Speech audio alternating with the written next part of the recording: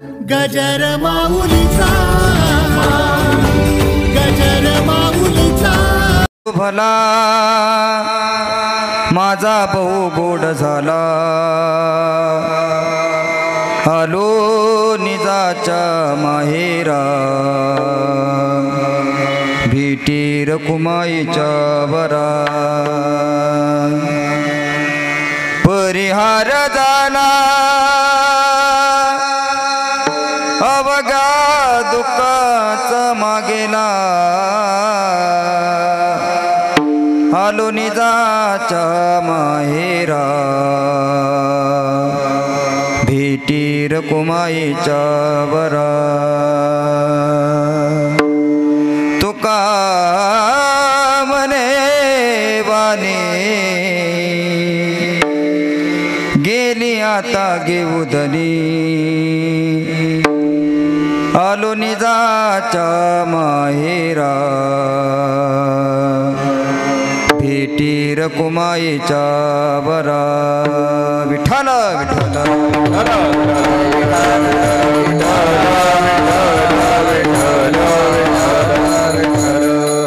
समचरण सरोजं सांद्र नीलाभुदाभं जगननीत पानी मंडनं मंडनाना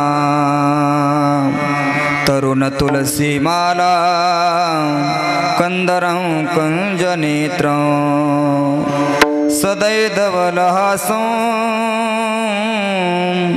विठ्ठलं चिंतयामि पांडुरंगा करू प्रथम नमन दुसरी चरणा संतांच्या त्यांच्या कृपा दानी कथेचा विस्तारो बाबाजी सद्गुरुदास तुका कलावज्ञ जीवोद्धारार्थावतारं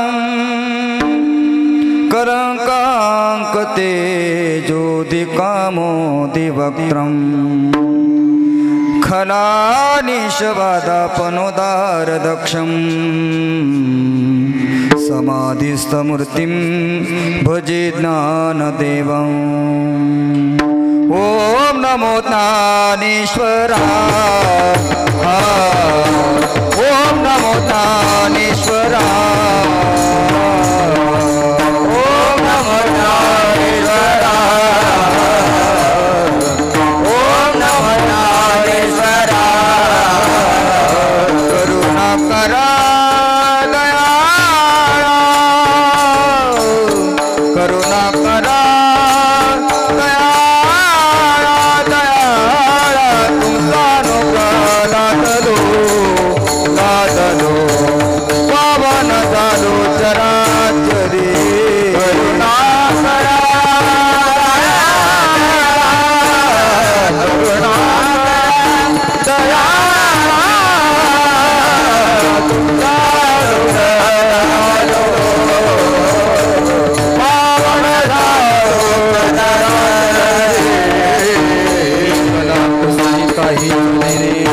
बोलतो वचनी अति भाविका एका जनार्दनी तुमचा दास त्यांची आस पुरवावे तुमचा अनुग्रह लादलो पावन झालो चराचरी ज्ञानेशु भगवान विष्णू निवृत्तिर भगवान हरा सोपानु भगवान ब्रह्मा मुक्ताख्य ब्रह्मचित्कला नमो ज्ञानेश्वरा नमो ज्ञानेश्वरा निवृत्ती उदारा सोपान देवा मुक्ताबाई नमो त्रिभुवन पावनी अध्यात्रय जननी देवांचे निवृत्तीनाथांचे चरणी निवृत्तीनाथांचे चरणी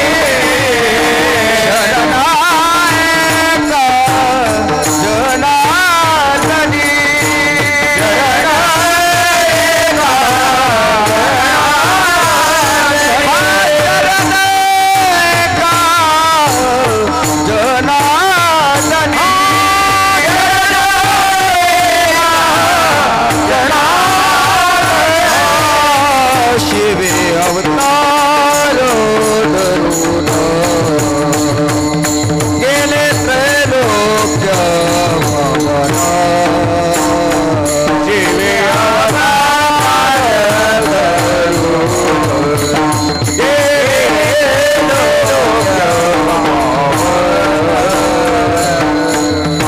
धन्य निवृत्ती दिवा काय महिमा वर्णावा शिवे अवतार धरून केले त्रैलोक्य पावन समाधी त्र्यंबक शिखरे मागे शोभे ब्रह्मगिरी शिवे अवतार धरून केले त्रैलोक्य पावन शरण शरण एकनाथा पायी माता ठेविला नका पाहू गुण दोष झालो दास पायांचा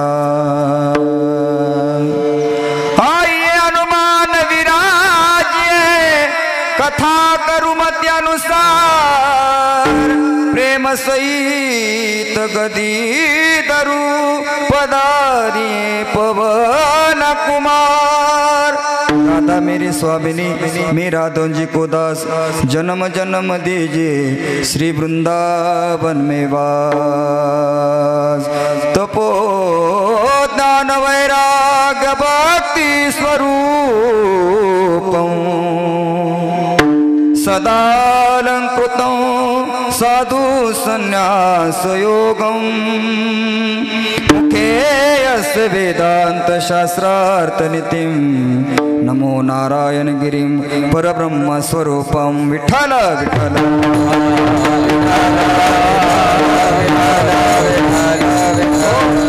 शेवट तो भला माझा बहु गोड झाला आलो निजाच्या माहेरा भेटी रकुमाईच्या बरा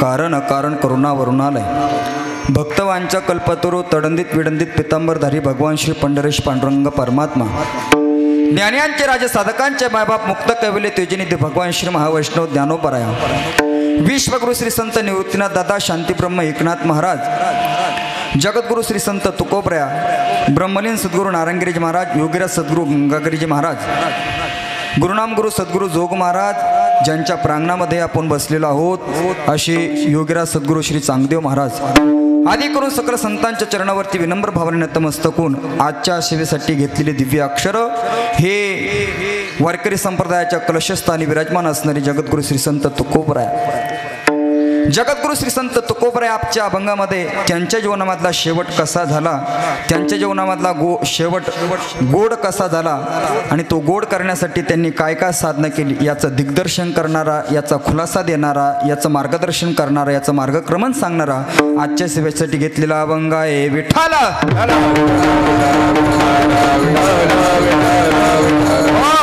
सेवेला सुरुवात करण्यापूर्वी अल्पसा थोडासा योग्य असा पर्याय देणं हे वक्त्याचं आद्य कर्तव्य असतं या न्यायानं गेल्या 10 दिवसापूर्वी ज्यांचं खऱ्या अर्थानं निधन झालेलं आहे अगदी चैत्र मासाला प्रारंभ व्हावा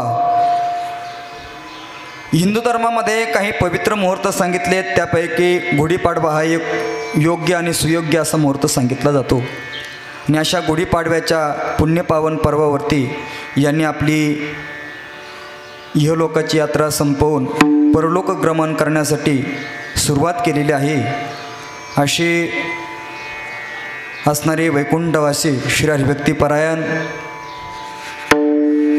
जगन्नाथ संतू 32 आणि त्याचप्रमाणे त्यांची असणारी व्याही त्यांचे असणारे मेहुणे माझ्यावरती ज्यांचं नितांत असं प्रेम होतं या परिवारामध्ये ज्यांचं एक अधिष्ठानानं एक स्थान होतं असे श्री हरिभक्तीपरायण रामदास मामा खैरनार या 2 साले मेहुण्याची जोडी एकाच वेळेला एकाच दिवशी पण वेगवेगळ्या ठिकाणी पण एकाच ठिकाणी स्थित होतात या मृत्यूलोकाचं आश्चर्य म्हणायला काही हरकत नाही त्यांचा परस्पराशी संबंध कसा होता मला आठवत नाही मला माहीत नाही पण त्यांच्या जाण्यानं त्यांचा वर्तमान काळातला किंवा भविष्य काळातला जो संबंध होता तो काही प्रेमाचा आणि घनिष्ठ असावा. कदाचित या मृत्यूलोकामध्ये जीवन जगत असताना, मानवी जीवनामध्ये जीवन जगत असताना त्यांचा संबंध कसा असेल मला माहीत नाही. त्यांचे संबंध प्रेमाचे होते, त्यांचे संबंध रक्ताचे होते, की त्यांचे संबंध अनेक कुठल्या पद्धतीचे होते मला सांगता येणार नाही. पण त्यांच्या जाण्याने एक निश्चितपणे सांगता येईल की त्यांचे संबंध हे भगवान परमात्म्याशी एकरूप असणारे संबंध होते. विठ्ठल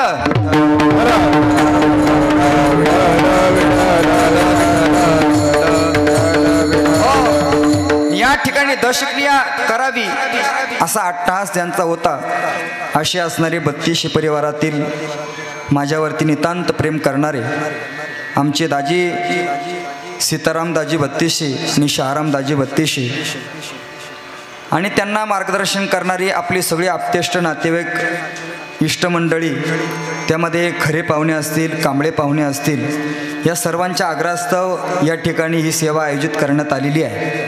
आणि त्यांच्या सर्वांच्या आदेशातून मी कीर्तन करावं आपण सर्वांनी श्रवण करावं ही प्रभूची इच्छा, सर्वांचं आमंत्रण, सर्वांचा आग्रह म्हणून या ठिकाणी सेवेसाठी घेतलेला अभंग श्रीमंत श्री जगद्गुरु तुकोबरायांचा मायबाप. मानवी जीवन जगत असताना माणूस जन्माला आल्यानंतर आणि मरेपर्यंत त्याच्या आयुष्याची गणना जर केली, त्याच्या जीवनाचा जर आढावा आपण जर घेतला तर आपल्याला काही लक्षात येईल. बघा, काहींचा प्रारंभ गोड आहे, बघा काहींची सुरुवात गोड आहे, तर काहींचा मध्य गोड आहे आणि काहींचा शेवट गोड आहे.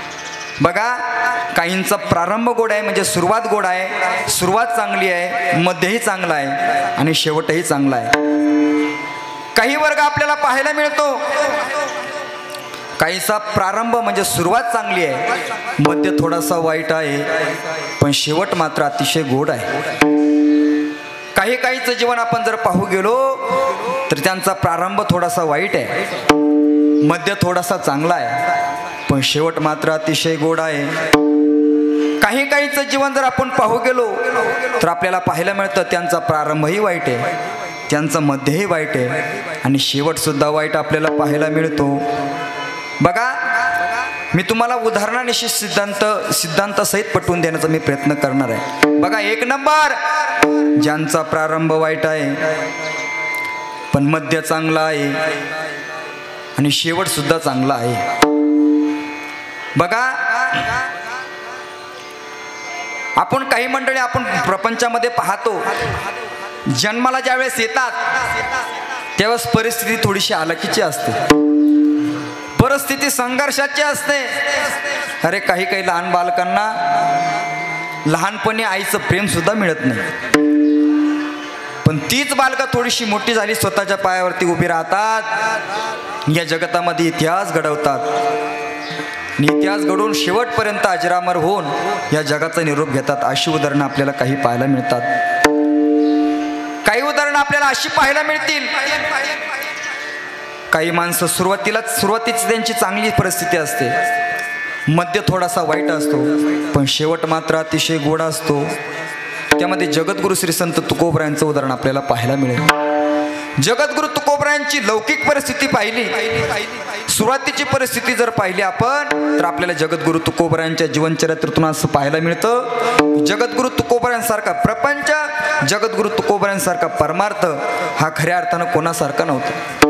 बस झाले बहु होतील बहु पर या समहा, असं जगद्गुरु तुकोबरायांचं जीवनचरित्र होतं. मायबाप सुरुवातीच्या काळाला, आईबाप गेल्यानंतर प्रपंचाचा सर्व गाडा जगद्गुरु तुकोबरायांच्या खांद्यावरती गेला आणि जगद्गुरु तुकोबरायांनी प्रपंचाचा गाडा ओढत असताना खऱ्या अर्थानं आपल्याला पाहायला मिळतं सुंदर असा प्रपंच आणि त्याला जोड परमार्थाची केली होती. पण मधल्या काळात पाहिलं तर जगद्गुरु तुकोबराय साता सांगतात, दुष्काळ्या अटीला दुष्काळी अटीला द्रव्य देला मला, स्त्रिय करिता मेरी, स्त्रिय करिता मेरी, दुष्काळी अटीला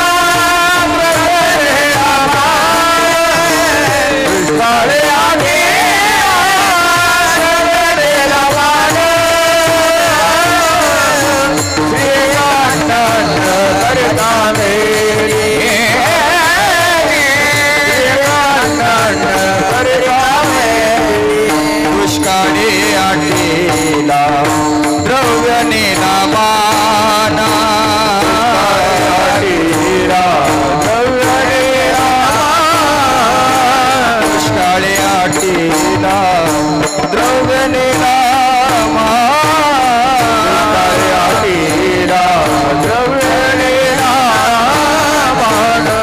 दुष्काळ्या टीला द्रव्यनेला मान दुष्काळ्या टीला द्रव्यनेला मान मान स्त्रिय कानन करिता मेली मेली स्त्रिय कानन करिता मेली अरे आठेला द्रव्यनेला मान दुष्काळ्या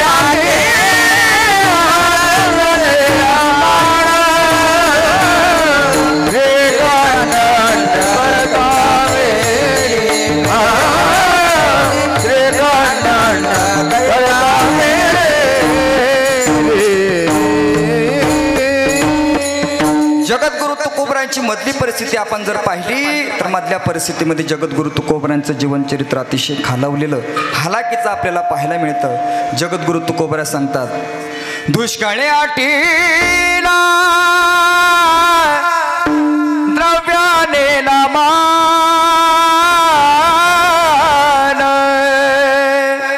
स्त्रिय कनन करिता मेली.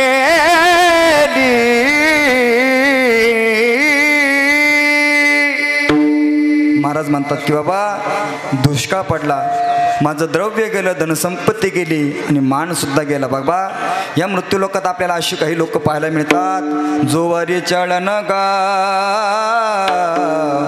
तू वरय म्हणते माझा. जोपर्यंत आपल्याकडे पैसा आहे, जोपर्यंत आपल्याकडे संपत्ती आहे, जोपर्यंत आपले हातपाय चांगले, जोपर्यंत आपलं शरीर मजबूत आहे, जोपर्यंत आपल्याकडे ताकद आहे, तोपर्यंत हा समाज आपल्याला डोक्यावरती घेतो. माय बाप ज्या दिवशी आपला खऱ्या अर्थाने परिस्थिती खालवली जाईल, आपलं शरीर कृश होईल, आपली संपत्ती निघून जाईल, त्यावेळेस जवळ असणारे लोक दूर जातात. हा मृत्यू लोकाचा इतिहास आहे. माझा जवळ असणारी मंडळी लांब जातात. जोपर्यंत जगद्गुरु तुकोबरायांकडे पैसा होता, जोपर्यंत जगद्गुरु तुकोबरायांकडे सावकारकी होती, जोपर्यंत जगद्गुरु तुकोबरायांकडे सगळं सर्वगुण संपन्न असं जीवन जगद्गुरु तुकोबरायांचं होतं, तोपर्यंत जगद्गुरु तुकोबराला तुका शेठ तुका शेठ तुका शेठ तुका शेठ असं म्हणू लागले. पण ज्या वेळेला जगद्गुरु तुकोबरायांची परिस्थिती खालावली, गरिबीची परिस्थिती जगद्गुरु तुकोबरायांकडे उडवली, त्यावेळेस जगद्गुरु तुकोबराय म्हणतात बाबा दुष्काळी अटीला द्रव्यनीला मान स्त्रिय न करता मेली. असं आपल्याला पाहायला मिळतं दादा. असं आपल्याला उदाहरणं सांगितल्या जातात. जोपर्यंत बघा श्रीमंत माणसाची शेळी मेली तर लोक शेळी मेली म्हणून त्याच्या घरात भेटायला जातात. दादा इकडे लक्ष द्या, माझे शब्द तुम्हाला समजत असेल तर लक्ष द्या, ऐका. बघा एखाद्या श्रीमंताची जर शेळी मेली तर माणसं कारण काढून भेटायला जातात. पाटील खूप वाईट झालं ओ पाटील, चांगलं नाही केलं देवानी पाटील, तुमची शेळी मेली पाटील, चांगलं नाही केलं हो देवानी, काय पाप केलं होतं त्या शेळीनं, काय पाप केलं होतं तुम्ही हो पाटील, देवाला तुमची श्रीमंती सहन नाही झाली हो पाटील, तुमची शेळी या खऱ्या अर्थाने देवानं घेऊन गेलाय. अशी लोक आपल्याला जगतामध्ये पाहायला मिळतात. अरे गरिबाचं लेकरू मरू द्या, लोक त्याच्याकडे ढुंकून पाहत नाही. ही मृत्यू लोकातली सत्यता आहे. बघा श्रीमंताची शेळी मेली तर लोक जातात, शेठ तुमची शेळी मेली वाईट वाटलं म्हणून तुम्हाला भेटायला आलो. अरे गरिबाची लेकरं मारतात, माणसं मारतात, पण माणसं त्यांच्याकडे ढुकून पाहत नाही. ही मृत्यू लोकातली सत्यता आहे. विठाला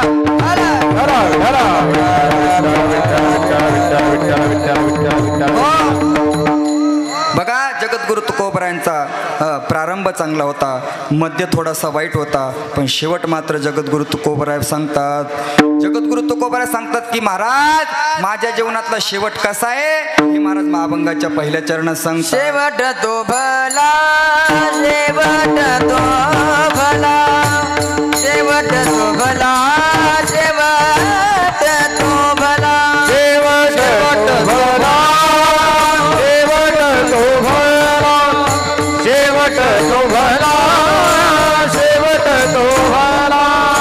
माझा बहु गोड झाला, माझा बहु गोड झाला, आलो निजाच्या माहेरा, आलो निजाच्या माहेरा. माझा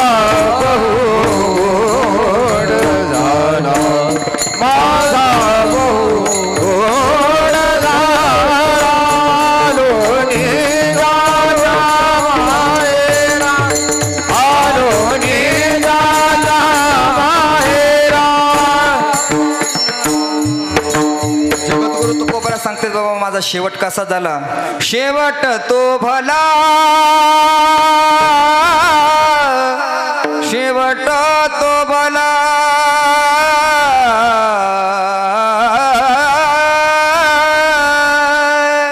माझा बहु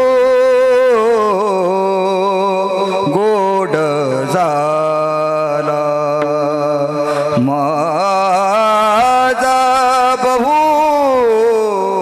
गोड झाला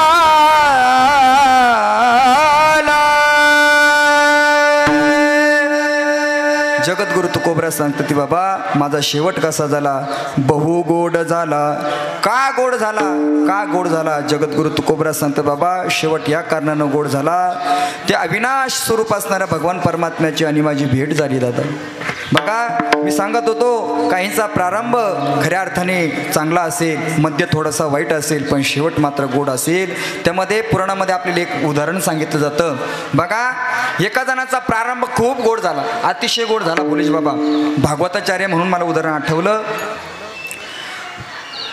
अतिशय गोड प्रारंभ झाला बघा जन्माला येण्याच्या अगोदर आईच्या पोटामध्ये ज्याला भगवान परमात्म्याने दर्शन दिलं असा असणारा तो अभिमन्यू बघा त्या अभिमन्यूची कथा आपल्याला आपलं माफ करा परीक्षिती राजा अभिमन्यूचा मुलगा परीक्षिती राजा बघा त्या परीक्षित राजाचा इतिहास असा सांगितला जातो अभिमन्यू चक्रव्यूहात मारल्यानंतर आता पांडवांचा वंश निर्वंश करायचा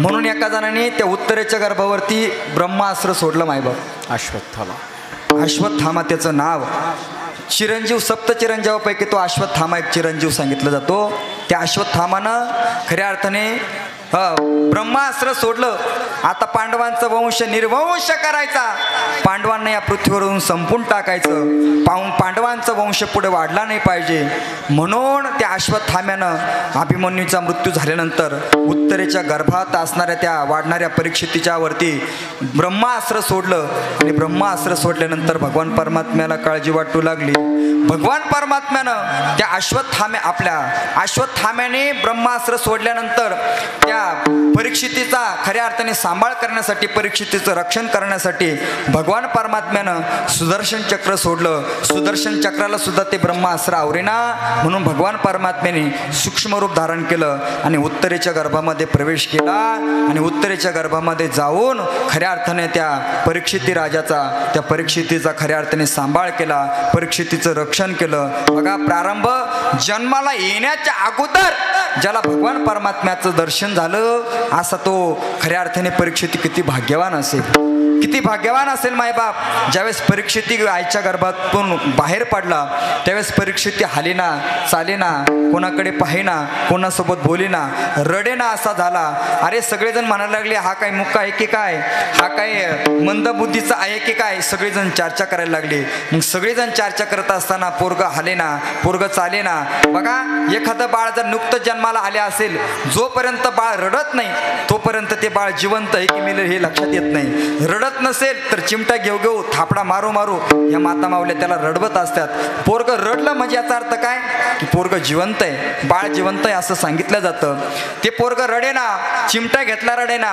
थापुटून पाहिलं रडेना अरे काय झालं या बालकाला समजेना असं झालं नंतर भगवान परमात्मा त्या परीक्षितीला पाहण्यासाठी आला तर भगवान परमात्म्याला पाहिल्यानंतर परीक्षितीला आनंद झाला ज्या दिव्य स्वरूपानं आपल्या खऱ्या अर्थानं आपल्या आईच्या उदरामध्ये खऱ्या अर्थाने भगवान परमात्म्याने दर्शन दिलं होतं असा भगवान परमात्मा माझ्या समोर आलाय मग ते अभिमन्यूचा पुत्र असणारा परीक्षिती खऱ्या अर्थाने रडायला लागला आणि भगवान परमात्म्याकडे पाहून हसू लागला बघा प्रारंभ सुद्धा कसा आहे गोड आहे कारण की प्रारंभालाच भगवान परमात्म्याचं दर्शन झालं काहींचे आयुष्य निघून जातात भगवान परमात्मा स्वप्नात सुद्धा येत नाही मायबाप इतकी मृत्यू लोकातली खऱ्या अर्थाने दुर्दैवी आणि दयनीय अवस्था आपल्याला पाहायला मिळते काही माणसं अरे 70 वर्षाची होतात पण खऱ्या अर्थानं हरिपाठाचा एक अभंग सुद्धा पाठ केला जात नाही ज्ञानेश्वरीवरती बोट सुद्धा त्यांचं फिरवलं जात नाही धिक्कार असं माणसाचा काही माणसं 16, 15, 14, 15 वर्ष जगतात काही माणसं 5-5 वर्ष जगतात पण खऱ्या अर्थाने त्या भगवान परमात्म्याची प्राप्ती करून घेतात आयुष्याच्या साधने आयुष्याच्या साधने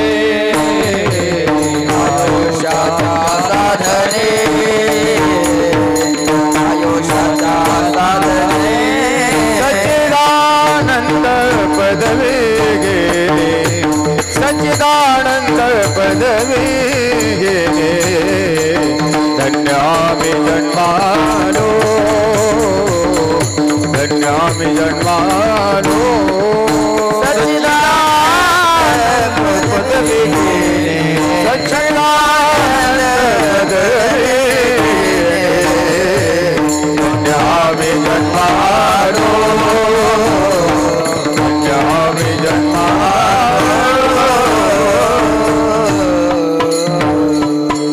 आयुष्याच्या साधने सच्चिदानंद पदवी गेले धन्यामी जन्मालो दास विठोबाचे झालो धन्यामी जन्मालो बाबा मृत्यूलोकात आपण जन्माला आलोय ना तर त्या भगवान परमात्म्याची आपण प्राप्ती केली पाहिजे पण काही माणसं खऱ्या अर्थाने आयुष्याचे आयुष्य जातं निघून कल्पचे कल्प निघून जातात अरे जन्माच्या जन्म निघून जातात पण भगवान परमात्मा खऱ्या अर्थाने तो त्यांच्या मुखाला सुद्धा येत नाही माऊली ज्ञानोबा इतकं कठोर शब्दात माऊली हिरवी माऊली ज्ञानोबा आहे साचा निमबाळ मिथिले आणि रसाळ शब्द जैसे कल्लोळ अमृताचे हिरवी गोड मधुर ज्यांची वाणी आहे पण असे ज्ञानोबर आहे भगवान परमात्म्याचं नाम घेत नाही म्हणून काय म्हणतात नामासी बिनमुखा होणारा पापिया हरी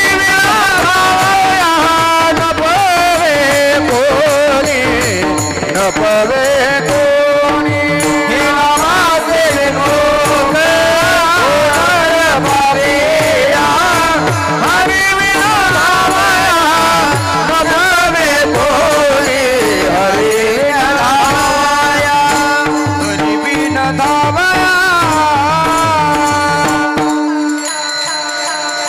नामासी बिनमुख तो नर पापिया हरि बिन धाव नर पापिया हरि बिन धावया न पावी कोणी बघा कीर्तनाची काही आचारसंहिता सांगितली जाते शक्यतो शहाणी माणसं मोठी माणसं दहाव्याची प्रवचनं कीर्तनं घेत नाही बोलेश बाबा त्याचं कारणच एवढं आहे कीर्तनाचा अवमान होतो कीर्तन ही साधना खूप मोठी आहे बघा कळकळीची माझी विनंती आहे एखाद्याला ऐकायचं नाही ना नका ऐकू पण 10-5 माणसं या श्रोते मंडळीमध्ये अशी बसली ती सर्वांगाचे कान करून भगवान परमात्म्याचं नामचिंतन करतायत सर्वांगाचे कान करून प्रभूचं नामस्मरण ऐकतायत अशा नंतर ऐकू द्या काही कुणाला मी आग्रह केला नव्हता की सर्वांनी इथं येऊनच बसा आमचे खरे मामा होते त्या दिवशी नियोजन करण्यासाठी ती माझ्या समोर बसलेले आहेत ही नियोजन करण्यासाठी आम्ही किती अट्टहास केला 2 दावे एकत्र झाले पाहिजे एक दाव होतं उंदीरगावला एक दाव होतं टिंबीला मला सांगा सगळे नातेवाईक एकच सगळं गणगोत एकच आणि सगळ्यांनी कसं कसं दावं करावं तुमच्या सर्वांच्या सोयीसाठी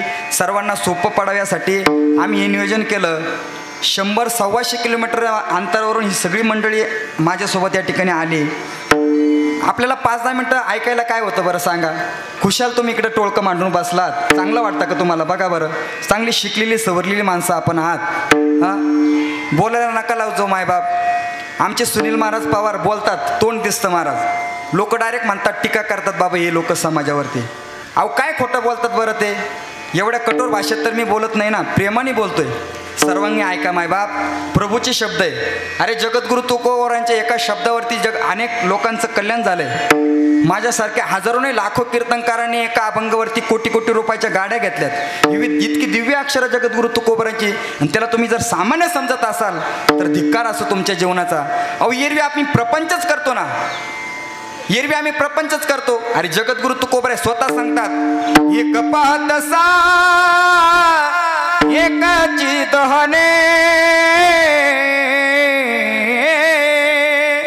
सावध त्या गुणी कारे नवा अरे बाबा अनेकांची अंत्ययात्रा मी पाहतो तरी आम्हाला काही वाटत नाही तेवढं पुरतं तेवढंच आम्हाला स्मशान वैराग्य प्राप्त होतं का तेवढं पुरतंच आम्ही म्हणायचं का बाई माणूस म्हणजे पाण्यातला बुडबुड आहे कधी फुटल सांगता येत नाही हे फक्त तितक्या पुरतंच म्हणायचं का मग अरे वेरी आपलं अंतकरण आपण झाकून पाहिलं पाहिजे. अरे हे शब्द आपण कानावरती पडतात, हे शब्द सामान्य आहेत का? जगद्गुरु तुकोबारांचे शब्द आहेत, माऊली ज्ञानोबारांचे शब्द आहेत. या शब्दांमुळं हे शब्द नव्हतील एका ब्रह्म साम्राज्य का? अरे या शब्दांमुळे ज्यांच्या जागेवरती आपण बसलेलो आहेत, योगीराज सद्गुरू चांगदेव महाराज 1400 वर्ष जगले. या शब्दाने त्यांचा उद्धार झाला ना. हे कधीतरी आपण पाहिलं पाहिजे, कधीतरी आपण त्याच्यात अंतर्मुख होऊन कधीतरी डोकवलं पाहिजे. आणि 10-15 मिनिटाचा वेळ आपण द्यायला काय हरकत आहे प्रभूच्या नामचिंतनामध्ये. माहिती आहे मला सर्वजण लांबून आलेत, काही पाहुणे अजून येता येतच. अहो ज्याचा बाप वारलेला आहे तो आत्ता 10 मिनिटापूर्वीतून उठून गेलाय. त्याला असं वाटत होतं आपण चांगलं नियोजन केलंय, आपल्या बापाचं 10वं आहे, चांगलं झालं पाहिजे, याचा संघ कार्यक्रम पार पडला पाहिजे. आणि तुम्ही खुशालीकडे तिकडे बसून टावळ्या मारतायत. तिकडच्या पाठीमागच्या मावशी आल्यात, कोण तिला बोलवती, कोण म्हणती जेवली का, कोण म्हणतं फराळ केलं का, कोण म्हणतं तुला एकादशी आहे का, कोण म्हणतं तुला उपास आहे का, कोण म्हणतं तू भाकरी बांधून आणलं का. काय लावलाय परमार्थाचा बाजार तुम्ही? ऐका राजा हो. बघा जगद्गुरु तुकोबा म्हणतात, शेवट तो भला माझा बहु गोड झाला, आलो निजाच्या माहेरा भेटी रकुमाईच्या बरा. जगद्गुरु तुकोबा म्हणतात माझा शेवट गोड झाला, माझा शेवट गोड झाला.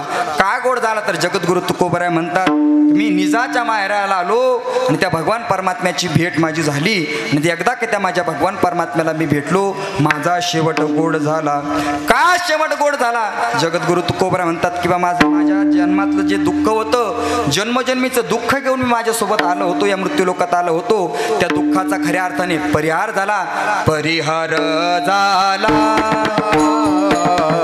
परिहार झाला,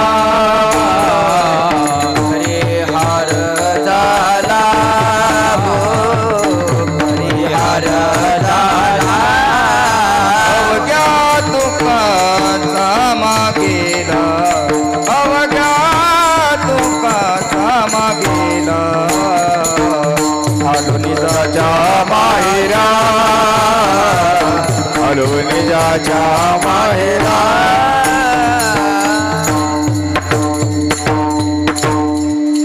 परिहार झाला अवघ्या दुःखाचा मागेला, आलो निजाच्या माहेरा भेटी रकुमाईच्या बरा.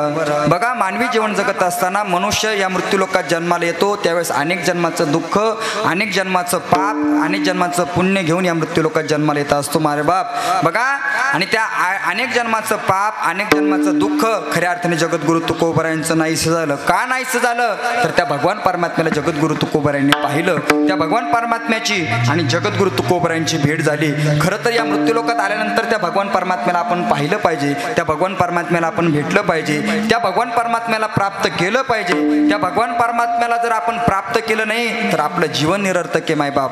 मग जर आपल्याला आपल्या जीवनाचं सार्थक करून घ्यायचं असेल, आपल्या जीवनाचं खरं सार्थक काय असेल तर खऱ्या अर्थाने त्या भगवान परमात्म्याची प्राप्ती आहे. तुका म्हणे जन्मा आल्याचे सार्थक, विठ्ठलची एक देखिलिया. तुका म्हणे जन्मा आल्याचे सार्थक, विठ्ठलची एक देखल्या. त्या भगवान परमात्म्याला जगद्गुरु तुकोबारायांनी पाहिलं, अवघ्या दुःखाचा मागेला. तुका म्हणे वाणी गेले आता घेवोदनी, आलो निजाच्या माहेरा भेटी रकुमाईच्या वरा. विठोबा रकुमाई, विठोबा रकुमाई, विठोबा रकुमाई, विठोबा रकुमाई, विठोबा रकुमाई, विठोबा रकुमाई, विठोबा रकुमाई, विठोबा रकुमाई. गाडी वाजवा सर्वांनी. विठोबा रकुमाई, विठोबा रकुमाई, विठोबा रकुमाई, विठोबा रकुमाई. जय जय विठोबा रकुमाई, विठोबा रकुमाई, पुंडलिक वरदानी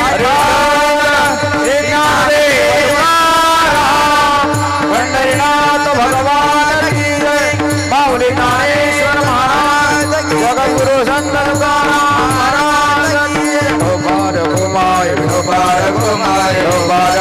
माये अपार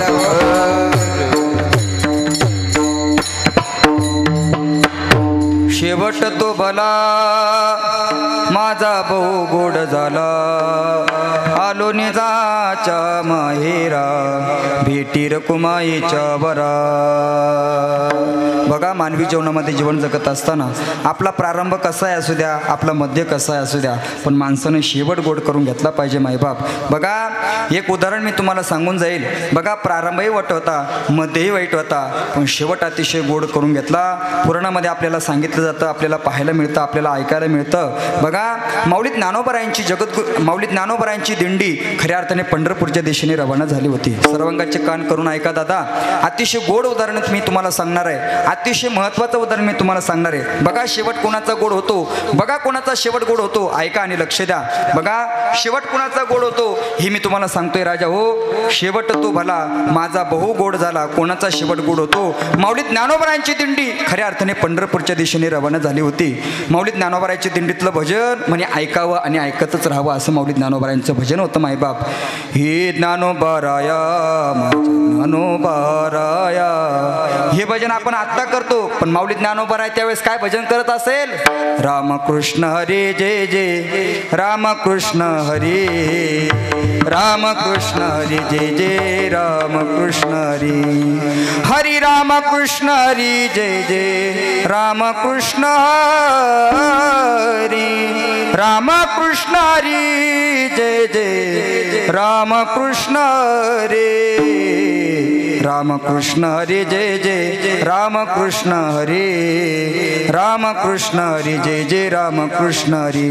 बघा माऊली ज्ञानोबराच्या दिंडीतलं भजन चालू होतं. मजल दर मजल करत एका गावामध्ये दिंडी विसवली. त्या गावाचं नाव होतं मंगळवेढा.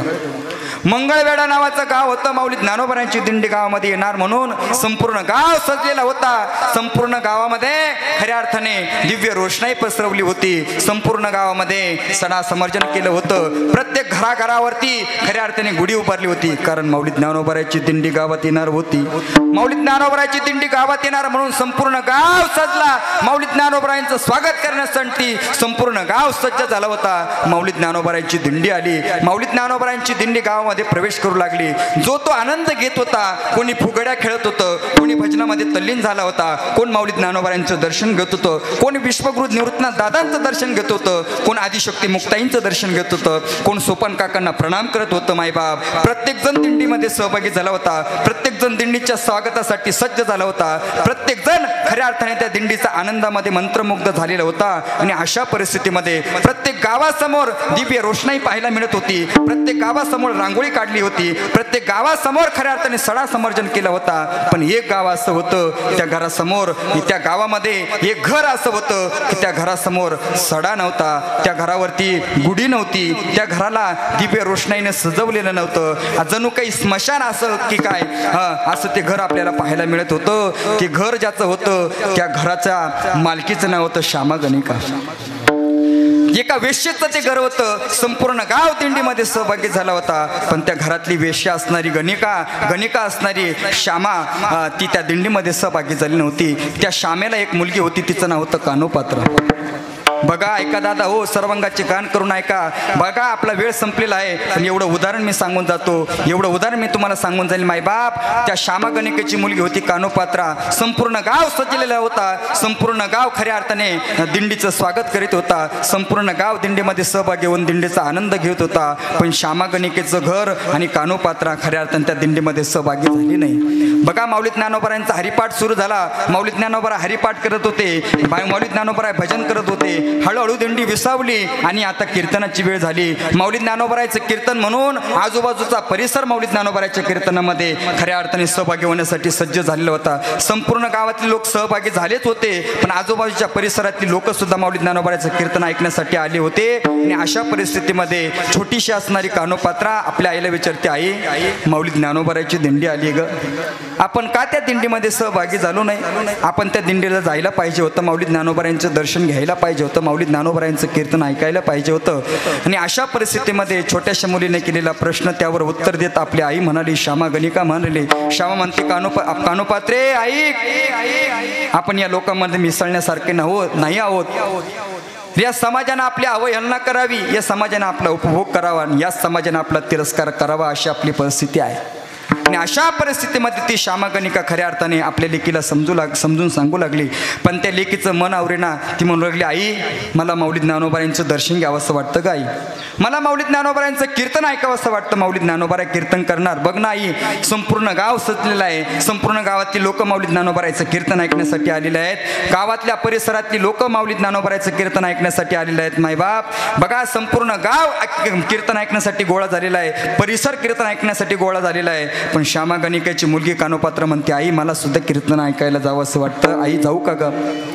नाविलाज झाला कानोपात्रेचा, नाविलाज झाला आणि कानोपात्रेचा नाविलाज झाला. आई पुढे हट्ट करू लागली. श्यामागणिकेचा नाविलाज होऊन श्यामागणिका आपल्या लेकीला समजून सांगू लागली, कानोपात्रे जा कीर्तनाला. कीर्तन ऐकत असताना लोकांमध्ये जाऊ नको, लांब बस. माऊली ज्ञानोबारीचं दर्शन घेताना लांबून दर्शन घे. कीर्तन ऐकताना लांबून ऐक. आपल्या आईचे ते शब्द ऐकल्यानंतर छोट्याशा लेकीवरच्या चेहऱ्यावरती आनंद फुलला आणि आनंद खऱ्या अर्थाने द्विगुणित झाल्यानंतर कानोपात्रा माऊली ज्ञानोबाराच्या कीर्तनाच्या दिशेने रवाना झाली. संपूर्ण समाज एकत्रित झाला होता, माऊली ज्ञानोबारायांचं कीर्तन ऐकत होता.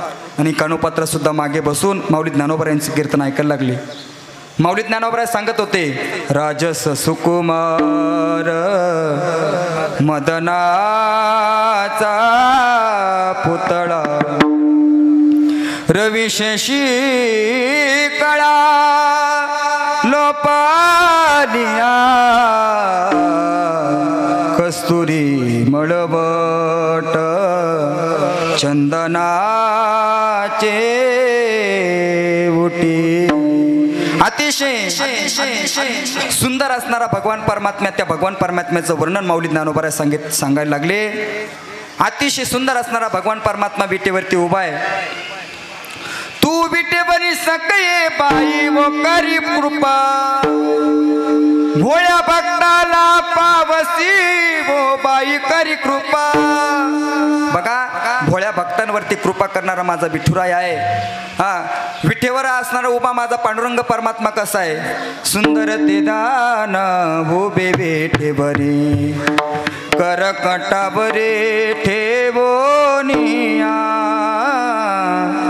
तुळसिया रगळा कासे पितांबर. माऊली ज्ञानोबराय सांगतात, जनी दृष्टी लागो तुझ्या सगुणपणा. बघा, माऊली ज्ञानोबराय सांगत होते, भगवान परमात्मा किती सुंदर आहे. भगवान परमात्मा अतिशय सुंदर आहे. सावळा देखील आनंदाचा मनमोहन मुरली बाला नंदाचा लबेला. मनमोहन असणारा तो भगवान परमात्मा, आपल्या सर्वांचे चित्त हरण करणारा तो भगवान परमात्मा अतिशय सुंदर आहे. कानोपात्रेला ते पटलं आणि कानोपात्रेने ठरवलं, जर तो भगवान परमात्मा इतका सुंदर असेल तर त्या भगवान परमात्म्याला आपण पाहिलं पाहिजे. माऊली ज्ञानोबाराची दिंडी दुसऱ्या दिवशी खऱ्या अर्थाने पंढरपूरच्या दिशेने रवाना झाली आणि त्याच दिंडीमध्ये सहभागी झाली कानोपात्रा. घराच्या दिशेने नाही गेली. माऊली ज्ञानोबारायांच्या सोबत भजन करत रामकृष्ण हरी जय जय रामकृष्ण हरी. माऊली ज्ञानोबारायांच्या सोबत ती मुलगी खऱ्या अर्थाने भगवान परमात्म्याला पाहण्यासाठी गेली. भगवान परमात्म्याला पाहायचं म्हणून पहिले चंद्रभागेचं स्नान केलं, पुंडलिकाचं दर्शन घेतलं आणि चालत चालत वाळवंटातून चालत चालत भगवान परमात्म्याच्या महाद्वारापर्यंत आली. चोकोबारांच्या समाधीचं दर्शन घेतलं, नामदेव पायरीचं दर्शन घेतलं, पुढे चालत चालत गेली. भगवान परमात्म्याच्या मंदिरामध्ये गरुड खांब लागतो, त्या गरुड खांबाला आलिंगन दिलं आणि भगवान परमात्म्यासमोर कानोपात्रा जाऊन उभी राहिली. भगवान परमात्म्याला पाहता असताना कानोपात्रेनं पाहिलं चर्मचक्षुनी. भगवान परमात्मा आता प्रत्येक जण या ठिकाणी पंढरपूरला जाऊन आलाय. कोण कोण पंढरपूरला गेलं होतं? जवळजवळ सगळेच पंढरपूरला जाऊन आले. खरं सांगा माय बाप हो, खरं सांगा, भगवान परमात्मा नेमकं सुंदर आहे का कसा आहे? तो विटेवरती करकटेवरती ठेवून असणारा भगवान परमात्मा कानोपात्रेला जसा आपल्याला दिसतो काळा पाषाणातला, तसाच त्या कानोपात्रेला सुद्धा दिसला. कानोपात्रेनं अरे पश्चाताप झाला, अरे उगच वेळ वाया घातला. माऊली ज्ञानोबरायांचं ऐकलं आणि त्या भगवान परमात्म्याला पाहिलं. जो भगवान परमात्मा माऊली ज्ञानोबरा सांगत होते सुंदर आहे, भगवान परमात्मा सावळा आहे, भगवान परमात्मा सुकुमार आहे, भगवान परमात्मा मदनाचा पुतळा आहे, असा असणारा भगवान परमात्मा इथे येऊन पाहतो तर काय काळा दिसतोय, पाषाणातला दिसतोय. हा भगवान परमात्मा कसा सुंदर. पण चला एकदाचं आलोय ना, आल्यासरचं भगवान परमात्म्याचं दर्शन तरी घेऊन जाऊया. कानोपात्रात मजल दरमजल करत एक पाऊल पुढे टाकत भगवान परमात्म्याच्या रावळामध्ये गेली आणि भगवान परमात्म्याकडे एकदा पाहिलं. अरे देवा, माऊलींनी सांगितलं होतं खूप सुंदर आहेस तू, आणि पाहिलं पण एवढा तू सुंदर दिसला नाही. अरे माझे इतका सुंदर आहे का? त्या कानोपात्रेचं सौंदर्य आम्हाला सांगितलं जातं. कानोपात्रेनं पान खावं आणि पान खाता असताना ते पान घशातून आपल्याला लाल लाल दिसावं, इतकी सुंदर बस बघावं आणि बघतच राहावं, इतकं सौंदर्यवान ती कानोपात्र होती. कानोपात्र भगवान परमात्म्याकडे जाते. भगवंता, माझे इतका सुंदर जगतामध्ये कोणी नाही रे देवा, तुझ्यासारखा सुंदर, तुझ्यासारखा खऱ्या अर्थाने माऊली ज्ञानोबाला सांगत होते तुझ्यासारखा सुंदर कोणी नाही, पण तसा तू मला दिसला नाही, माझ्यासारखा सुंदर तू नाहीस देवा. कानोपात्रा भगवान परमात्म्याच्या चरणाला स्पर्श करते. भगवान परमात्मा पाषाणात असून सुद्धा मृदू झाला. कानोपात्र्याचं गर्व हरण झाला. ज्या बोटाने भगवान परमात्म्याला स्पर्श केला होता त्या बोटाचं खड्ड माझ्या भगवान परमात्म्याच्या पायाला पडलं. इतका कोमल, मृदू मधुर मधुर वाजवितो वेणू. जसा भगवान परमात्म्याचं वेणू मधुर आहे तसं भगवान परमात्मा आदरं मधुरं नयनं मधुरं मधुराधिपते रखिलं मधुरं सर्व मधुरं. भगवान परमात्म्याचं सर्व अंग मधुर होतं. भगवान परमात्म्याच्या बोटाला पायाला स्पर्श केला. भगवान परमात्म्याच्या पायाला खऱ्या अर्थाने खड्ड पडलं. बघा, मी शेवट कोणाचा गोड होतो ते सांगत होतो. अरे त्याच क्षणाला कानोपात्र्याचा अहंकार नाहीसा झाला आणि कानोपात्र्याने ठरवलं, माऊली ज्ञानोबाने जे सांगितलं होतं ते अगदी खरं आहे. भगवान परमात्मा खरंच सुंदर आहे. रूपे सावळा सुंदर सुकुमार, रूपे सावळा सुकुमार. तो भगवान परमात्मा खऱ्या अर्थाने सुकुमार आहे, राजस आहे. भगवान परमात्मा अतिशय सुंदर आहे आणि म्हणून भगवान परमात्मा सुंदर दिसला म्हणून भगवान परमात्म्याच्या चरणाजवळच भगवान कानोपात्रा भजन करू लागली. रामकृष्ण हरी जय जय रामकृष्ण हरी. पंढरपुरात चंद्रभागेचं स्नान करून पुंडलिकाचं दर्शन करून रोज कानोपात्रा खऱ्या अर्थाने भगवान परमात्म्याच्या दरबारात नाचायला लागली. नाचूंगी नाचूंगी नाचूंगी नाचूंगी नाचूंगी हरि गुण गावत नाचूंगी नाचूंगी अपने मंदिर मो बैठ बैठ कर कर गीता भागवत बाचूंगी बाचूंगी नाचूंगी नाचूंगी नाचूंगी नाचूंगी नाचूंगी हरि गुण गावत नाचूंगी. भगवान परमात्म्याच्या नामचिंतनामध्ये तल्लीन झाली. असंच भजन करत असताना बिदरच्या बादशाची स्वारी पंढरपूरच्या दिशेनं आली आणि बिदरच्या बादशाने कानोपात्रेला नाचताना पाहिलं. 14-15 वर्षाचं वय कानोपात्रेचं त्यावेळेला होतं आणि 14-15 वर्षाची सुंदर तरुणी बिदरच्या बादशाने पाहिली. किती सुंदर मुलगी आहे, किती सुंदर नाचते, किती सुंदर गाते. अरे या मुलीचं या ठिकाणी काय काम आहे? ही जर माझ्या दरबारात नाचली, माझ्या दरबारात राहिली तर तिला मी सोन्यानं मोडून काढील, जे पाहिजे ते देईल. सर्व सैन्याला सांगितलं, जा त्या मुलीला विचारा आमच्या दरबारात येते का. त्या मुलीने नाकार दिला.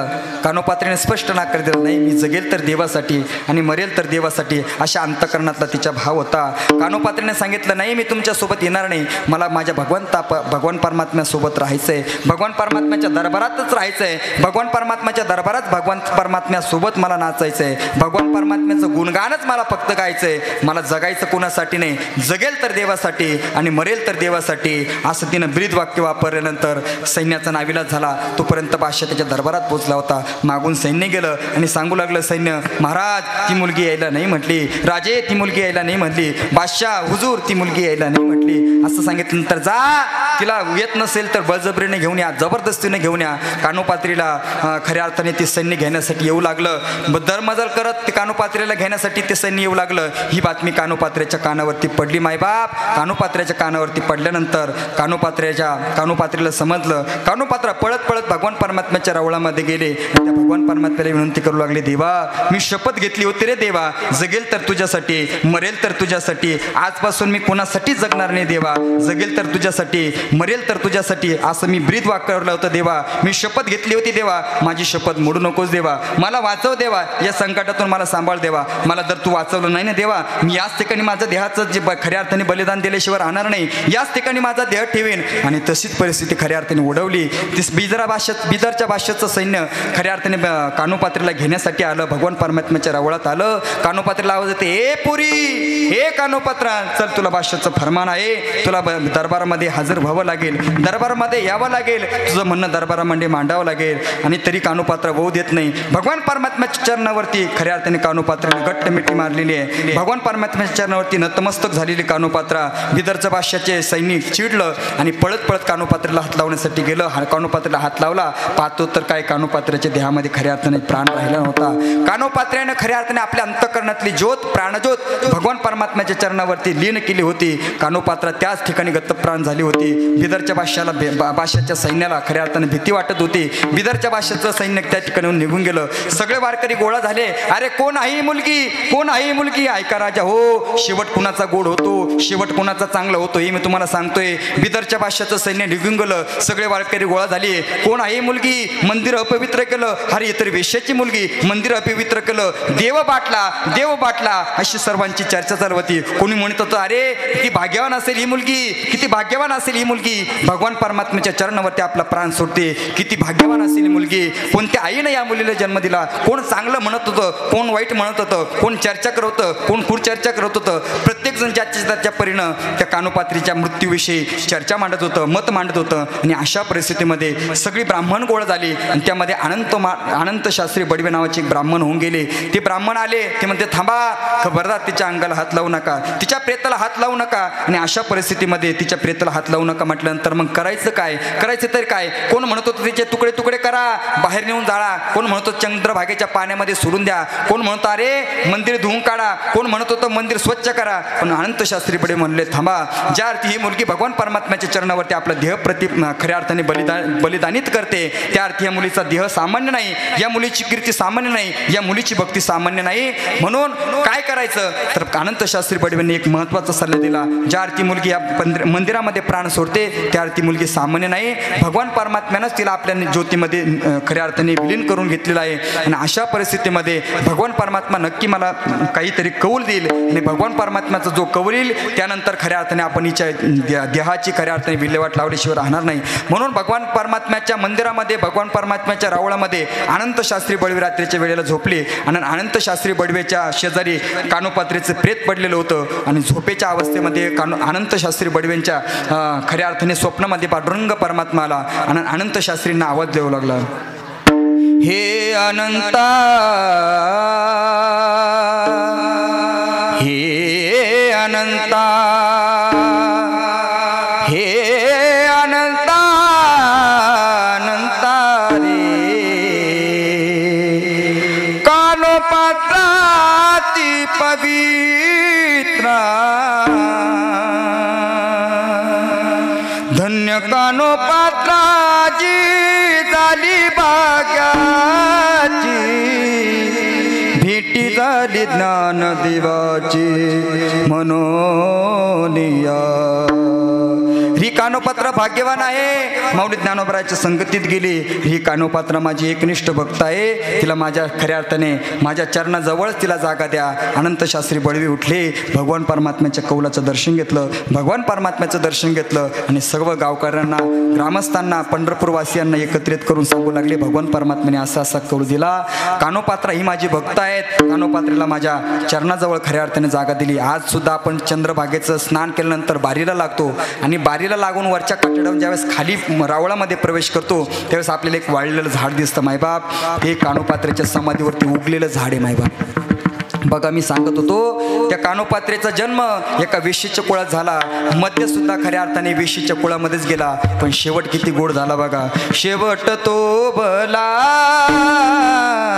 माझा बहु गोड झाला, आलो निजाच्या माहेरा, भेटी रकुमाईच्या वरा, ज्ञानेश्वर माऊली ज्ञानराज माऊली द्वारा, ज्ञानेश्वर ज्ञानेश्वर माऊली ज्ञानराज माऊली द्वारा. बघा आवरायचं ना आता, बरं एक 5 मिनटं तुमची घेतो, थांबतो. आता आपलं काय ठरलं होते बाकीच्यांना माहिती नाही, ते बाकीचे मला हात करू राहिले, घड्याळ दाखवू राहिले, कोण म्हणतं आवरले सांगू राहिले, पण असं ठरलं होतं तिळ आवरल्यानंतर ब्राह्मणाला मी सांगितलं होतं बाबा तिळीसाठी घाई करू नका. आमचे पाहुणे लांबून लांबून येणार आहे. काही पाहुणे जामखेड, काही पाहुणे संगमनेर, काही पाहुणे संभाजीनगर, काही पाहुणे नाशिक, काही पाहुणे जळगाव धुळेकडचे पाहुणे सुद्धा इकडे येणार होते. म्हणून आमचं असं ठरलं होतं की बाबा सर्वांना येऊ द्या, सर्वांना एकत्रित कीर्तन ऐकू द्या, मग आपण तिळीचा कार्यक्रम करू. बघा या परिवाराला सोडून बाप गेलाय. एक बाप होता खरनाळ परिवाराचा आणि एक बाप होता बत्तीशी परिवाराचा. बापा काय असतो बाप, काय असतो बाप? हाडाचे कड, कष्टाचं पाणी, रात्रीचं दिवस करून आपल्या लेकरा बाळांसाठी झगडणारा असतो बाप. काय असतो बाप? बाबा स्वतःच्या परिस्थितीची सामान बाळगता आपल्या लेकराला जे पाहिलं नाही, आपण स्वप्नात सुद्धा पाहिलं नाही, पण ते जागृतीमध्ये प्राप्त करून देणारा आपला बाप असतो मायबाप. या माता माऊलींनी विचारा, त्यांच्यावरती स्वतःची आई एवढं प्रेम करत नाही ना, त्याच्यापेक्षा जास्त बाप प्रेम करत असतो.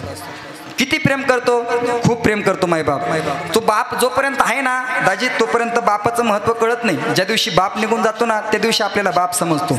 बाप समजणं, बापावरती किती काही कविता करा, बापावरती किती काही बोला, बापावरती बोलणं इतकं सोपं नाही आणि बाप कळणं इतकं सोपं नाही बायबाप. बाप कळण्यासाठी एक दिवस आपल्याला बापच व्हावं लागतं बायबाप. एक दिवस बाप व्हावं लागतं, तवशी कळेल बापाचं महत्त्व काय. काय असतो बाप? करतो हा बाप फक्त घरासाठी,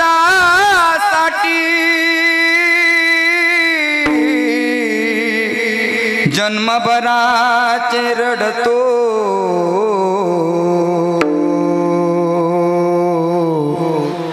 बापा फक्त घरासाठी. बाप स्वाभिमानी बाना, बाप कनकार कना, त्याच्या पहाडात सुद्धा लाजाळूची संवेदना.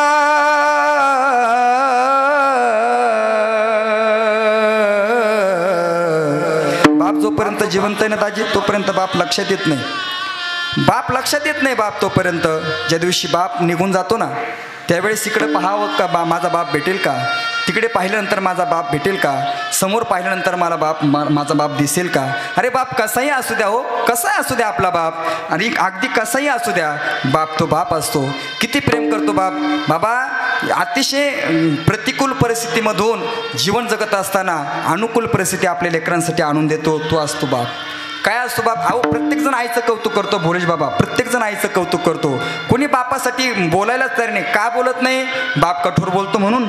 का बोलत नाही? बाप मागितलेलं ते लगेच देत नाही म्हणून. का मी बापावरती बोलत नाही? का मी बापाला चांगलं म्हणत नाही? अरे कधीतरी बापाला चांगलं म्हणायला शिका. अरे प्रत्येकजण खऱ्या अर्थाने देवकीचं वर्णन करतो, प्रत्येकजण खऱ्या अर्थाने यशोदेचं वर्णन करतो, पण मग रात्रीच्या काळोखामध्ये सुद्धा भगवान परमात्म्याला सुखरूप सोडवणारा वसुदेव कोणाच्या लक्षात राहत नाही. प्रत्येकजण कौशल्य मातेचं कौतुक करतो, प्रत्येकजण माता कैकेचं कौतुक करतो. लेकरासाठी रडली माय, लेकरासाठी झगडली माय, लेकरासाठी कष्ट घेतले माईनं, लेकरासाठी खऱ्या अर्थाने वाट पाहिली आईनं. अरे पण पुत्रयोगाच्या शोकामध्ये रडत रडत माझा राम कसा असेल, माझा लक्ष्मण कसा असेल, माझा भरत कसा असेल, असं आठवण करत करत प्राण सोडणारा खऱ्या अर्थाने दशरथ राजा कोणाला आठवत नाही. प्रत्येकजण आईचं कौतुक करतो हो, पण बापावरती बोलायला कोणी तयार आम्हाला पाहायला भेटत नाही. अरे ज्या दिवशी बाप निघून जातो ना, त्या दिवशी सगळ्या खऱ्या अर्थानं आपल्या पाठीमाग असणारा खंबीर कणा खऱ्या अर्थाने मोडल्याशिवाय राहत नाही. ज्या दिवशी बाप जातो ना दादा, बाप अगदी म्हातारा असू द्या, खाटेवरती पडलेला असू द्या, लोळत लोळत जीवन जगणारा असू द्या, पांगळा असू द्या, आंधळा असू द्या, कसंही असू द्या हो बाप, जोपर्यंत बापाच्या खऱ्या अर्थाने चपला आपल्या घराच्या बाहेर दिसत असतील ना, ज्याच्या घराच्या बाहेर खऱ्या अर्थाने आपल्या बापाच्या चपला असतील ना, ते घर मग या जगातातलं सगळ्यात श्रीमंत घर आपल्याला पाहायला मिळतं नाही बाप. ज्याच्या घरासमोर बापाच्या चपला नाही, ज्याच्या घरामध्ये बाप नाही ना, त्या घरासारखं दरिद्री घर आपल्याला पाहायला मिळत नाही बाप. आमच्या आत्यानं, आमच्या दाजिंतेनी आमच्या 32 मामांची किती सेवा केली असेल. मला आठवतं कमीत कमी 17 ते 18 वर्ष आमच्या मामांची त्यांच्या दोन्ही मुलांनी सेवा केली. आपला प्रपंचाचा गाडा ओढत असताना, सगळी प्रपंचाची जबाबदारी पाळत असताना, अरे पण जोपर्यंत बाप कसाही असू द्या ना, खाटेवरती पडलेला होता बाप, पण भीती नसायची. रात्र असू द्या, दिवस असू द्या, संपूर्ण घराला कधी कुलूप माहीत नव्हती यांच्यावाल्या. म्हणजे आता बाप गेलाय ना, आता कुलूपच लावावं लागेल. घरी कोणी नाही ना, थांबवावं लागेल. माझा एक मित्र आहे भोलेश बाबा, आत्ता मागे 2-3 महिन्यापूर्वी त्याचा बाप वारला. ते मित्राच्या मुखातून निघलेले शब्द आहेत. 5 बहिणींचा परिवार, 2 भाऊ, सुंदर परिवार, सुजलाम सुफलाम असणारा परिवार. सांगायचा दादा आकाश महाराज, आनंद वाटला तुम्ही कीर्तन केलं, सुंदर कीर्तन झालं, सुंदर कार्यक्रम झाला. पण तुम्हाला एक सांगू का, बापाची आठवण क्षणाक्षणाला येते हो. अहो माझ्या घरात आत्तापर्यंत कुलूप आले नाही, कुलूप. मी असं कुतूहलाने विचारलं, का हो, का तुमच्या घराला कुलूप माहिती नाही? माझा बाप जोपर्यंत जिवंत होता ना, तोपर्यंत माझ्या घराकडे वाकड्या नजरेनं पाहण्याची कोणाची हिंमत झाली नाही. असे त्या मुलाच्या मुखातले शब्द होते माय बाप. म्हणून बाप गेल्यानंतर बापाचं महत्त्व कळतं. एक कवी म्हणतो, मला कसंच होतं या कुणी बाबा म्हणताना, मला कसंच होतं या कुणी बाबा म्हणताना, माझ्या डोळ्यातलं असू गोष्ट बापाची ऐकताना. म्हणून बाप ऐकत असताना सर्वांगाचे कान करून जरी आपण ऐकलं तरी त्या बापाचं कौतुक, त्या बापाचं वर्णन पूर्ण होणार नाही. म्हणून जगी ऐसा बाप व्हावा, त्याचा वंश सिद्धी जावा. त्या बापाचा वंश खऱ्या अर्थाने मुक्तीस नेण्यासाठी आपण प्रयत्न केला पाहिजे. आणि अशा बापाच्या ऋणातीत होण्यासाठी खैरनार परिवार आणि 32 परिवारांनी एकत्रित येऊन या ठिकाणी दशक्रिया विधीचा कार्यक्रम या ठिकाणी संपन्न केला. मोठ्या आनंदानं खऱ्या अर्थाने का पिंडदान करायचं, तुका म्हणे पितृ आशीर्वाद देते, कल्याण इच्छिती सदा त्यांचे. आपलं कल्याण व्हावं, पितरांनी आपल्याला आशीर्वाद द्यावा, आपले पितर वासनामय मनोमय कोशातून मुक्त व्हावे आणि भगवान परमात्म्याच्या निज धामाला त्यांचा प्रवास सुखाचा व्हावा, म्हणून पिंडदान करायचं आहे. ठीक आहे, पिंडदान तिलांजली दिली पाहिजे, टकली केल्या पाहिजे, प्रत्येकाच्या सुखदुःखात आपण सहभागी झालं पाहिजे, इथपर्यंत ठीक आहे. पण या कीर्तनाचं आयोजन का करायचं आहे तर माऊली म्हणतात, माऊली ज्ञानोबराय म्हणतात, जळती दोषांचे डोंगर शुद्ध होती नारी नर, नामसंकीर्तन साधन पै सोपे, जळतील पापे जन्मांतरीचे, नाममंत्र जप कुटी जाईल पाप, रामकृष्ण नाम संकल्प धरुणी राहे. खऱ्या अर्थाने भगवान परमात्म्याच्या नामाचं चिंतन केल्यानंतर घेता नाम विठोबाचे,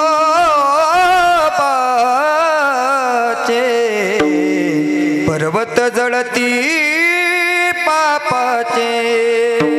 त्या भगवान परमात्म्याच्या नामचिंतनाने पापाचे खऱ्या अर्थाने डोंगर जळत असतात आणि दोषांची आहुती होत असते. म्हणून या ठिकाणी कीर्तनाचं आयोजन केलं.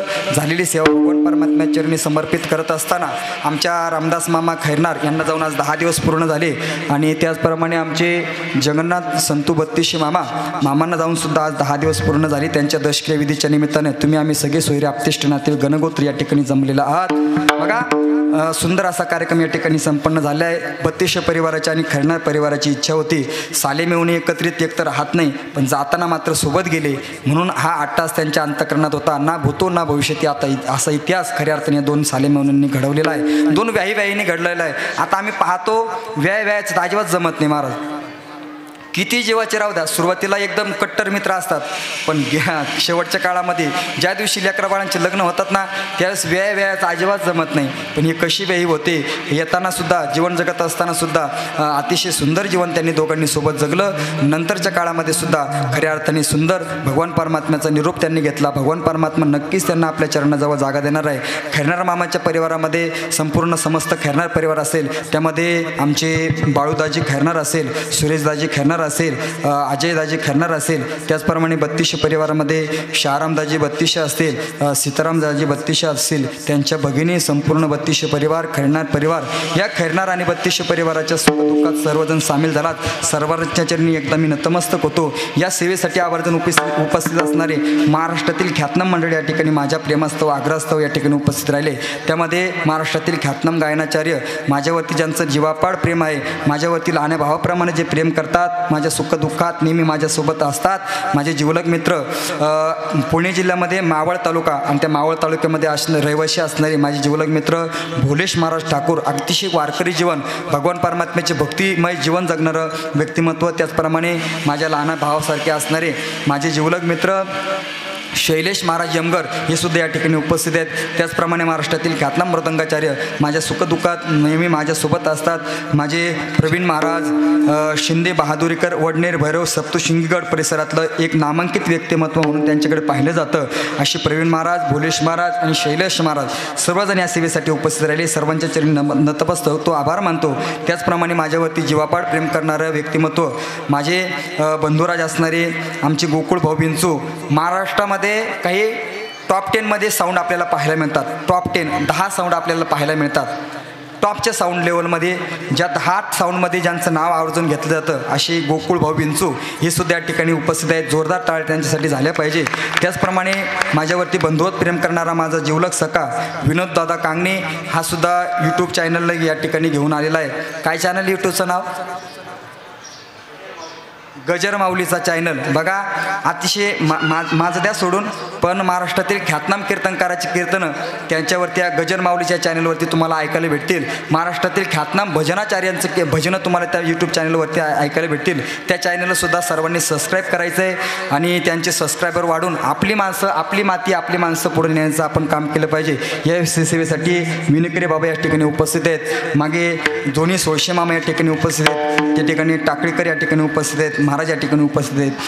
माझ्यावरती जे संस्कार ज्यांनी घडवले खऱ्या अर्थाने परमार्थाचा वसा मला ज्यांच्या माध्यमातून लाभला आहे. खऱ्या अर्थाने हा आकाशावर तुमच्यासमोर बोलतोय असा माझा बाप असणारे माझे पितृतुल्य माझे पिताश्री पूज्यपाद पिताश्री अण्णा या ठिकाणी उपस्थित. अण्णांच्या चरणी नतमस्तक होतो. झालेली सेवा भगवान पंढरेश पांडुरंग परमात्म्याच्या चरणी, योगीराज सद्गुरू गंगागिरी महाराज चरणी, योगीराज चांगदेव महाराजांच्या चरणी, विश्वगुरु श्री संत निवृत्तीनाथ चरणी अर्पण करतो. काही जर चुकलं असेल तर ते माझ्या बुद्धीचे दोष, जे बरोबर असेल ते गुरुवारांच्या मुखातून श्रवण केलेलं नक्कीच आचरणात आणण्याचा प्रयत्न करा. जीवन सुंदर झाल्याशिवाय राहणार नाही. म्हणून झालेली सेवा भगवान परमात्म्याच्या चरणी समर्पित करतो. 3200 बाबांच्या चरणी, रामदास बाबा खैरनार यांच्या चरणी समर्पित करतो आणि माझ्या वाणीला याच ठिकाणी पूर्णविराम देतो. सर्वांनी एकदा जोरदार हात वर करून टाळी वाजवायची आणि भजन करायचं आहे. 1 2 हां जोरात. एक साथ निवृत्ती ज्ञानदेव सोपान मुक्ताबाई एकनाथ नामदेव तुकाराम. निवृत्ती ज्ञानदेव सोपान मुक्ताबाई एकनाथ नामदेव तुकाराम. निवृत्ती ज्ञानदेव सोपान मुक्ताबाई एकनाथ नामदेव तुकाराम. निवृत्ती ज्ञानदेव सोपान मुक्ताबाई एकनाथ नामदेव तुकाराम. निवृत्ती राया सोपान मुक्ताबाई ज्ञान सखाया. निवृत्ती राया सोपान मुक्ताबाई ज्ञान सखाया.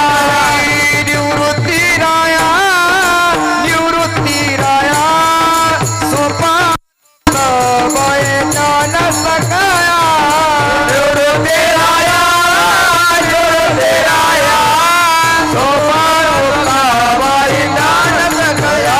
श्री सोपान मुक्ताबाई ज्ञान सखाया. सोपान मुक्ताबाई ज्ञान सखाया.